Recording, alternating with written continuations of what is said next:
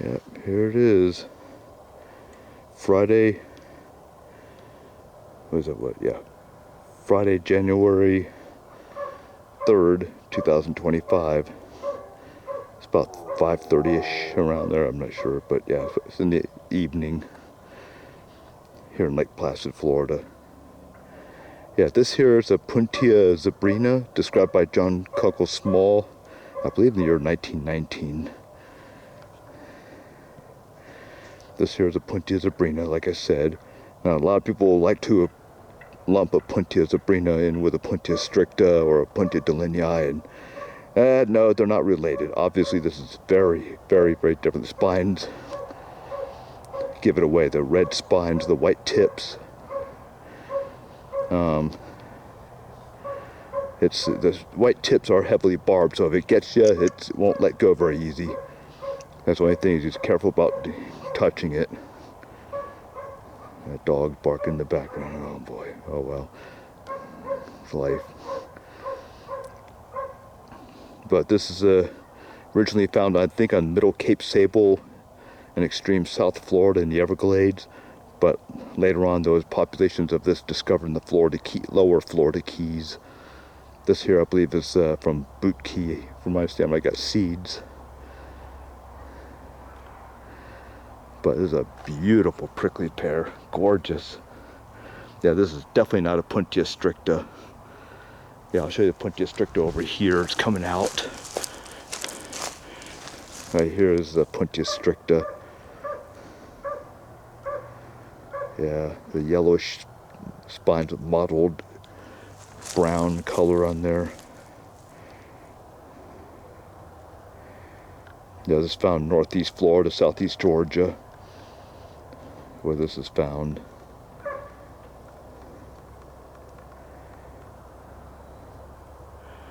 And I also have another Opuntia stricta over here. Yeah, I think yeah.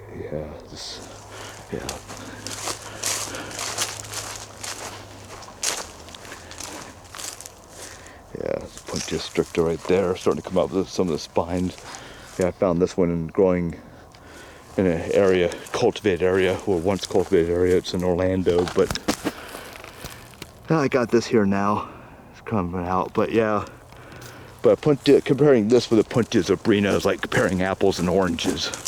Yeah, to lump these two together is just a gross injustice. They are not the same. The spines, the cladodes, everything about them just so different. Beautiful plant. This is growing in compost here. Right here is called Command. That's what it gets made locally here in Highlands County, just south of me in Hycoria, near Venus. And but we get bags of this. There's a local nursery up there in south end of Sebring called Robbins Nursery. So I was able to get some bags of them. And here's another zebrina here. As you see, the cactus bugs sucked some of the juices out of this earlier, and they're gone now. But eventually those will go away. The beautiful spines, gorgeous. I personally believe that this is related to the Opuntia abjecta, because I believe that they are really the same, or not same, but they look, the only difference really between this and Opuntia abjecta is this is a much larger species. Yeah, it's very large cladodes here. Opuntia abjecta don't get anywhere near that big. But I believe that the Opuntia abjecta, or this, one of the two here, differentiated from each other many thousands, tens of maybe hundreds of thousands of years ago. And yeah, it's another Opuntia zebrina. Yeah, a lot of times you see like these bands on the spines. I don't see the bands on these spines here. There's a certain lighting. Okay, right there, a little bit of banding on the spines right there. Yeah, like if I call it zebrina, you see there's like these bands going up the spines from the plant up to the white tip. A little bit of bands. Some are very, very obvious. See some banding on those spines there. It's hard to see it through this camera, but I love the beautiful red spines on these. Just gorgeous. Let's see, there's another one right here. Another Opuntia zebrina. They grow very well from seed. I love the beautiful red spines on them. They love to grow in this compost.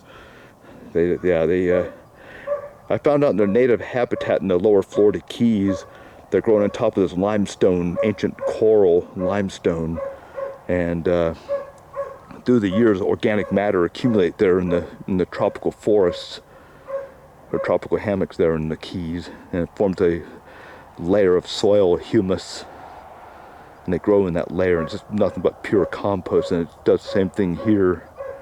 That's Portulaca pilosa, by the way, in case you're wondering.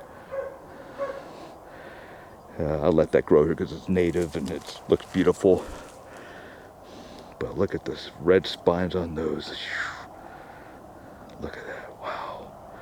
Yeah, you see the spines oftentimes are banded. They have like these bands on there. And that's why they're called Opuntia zebrina, because the banding on the spines. But yeah, the reddish spines with the white tips on the spines. Of course, the white tips are barbed. But man, they're beautiful. It's one of my favorite Opuntia species. Yeah, the zebrina there, and right here too. It's just been eaten up by cactus bugs, but they'll recover. And of course, the best specimen right here.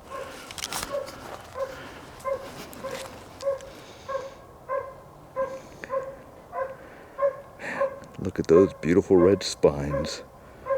Gorgeous.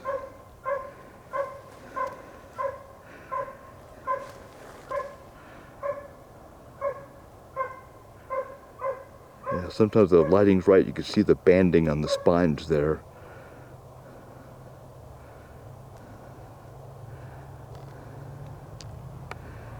Yeah, these are fabric pots, by the way, I got them on Amazon. These are 20-gallon fabric pots going in pure compost.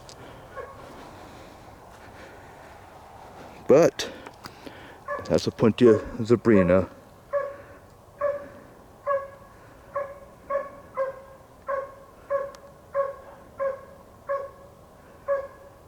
And by the way, I think Opuntia zebrina being related to Opuntia objecta, that would put it in the Humifusa clade. And I noticed the the cotyledons on these do point upwards, more so, definitely compared to the Opuntia stricta. Opuntia stricta cotyledons, I keep saying apicotyl, cotyledons are flat like a T. If you see the pattern, you know, they're spread apart from each other like a T, the top of a T, and these are more together like a Y or a V, which that's characteristic of your Opuntia Humifusa type.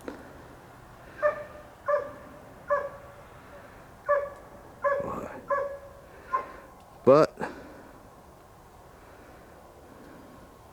that's it for now. Till next time.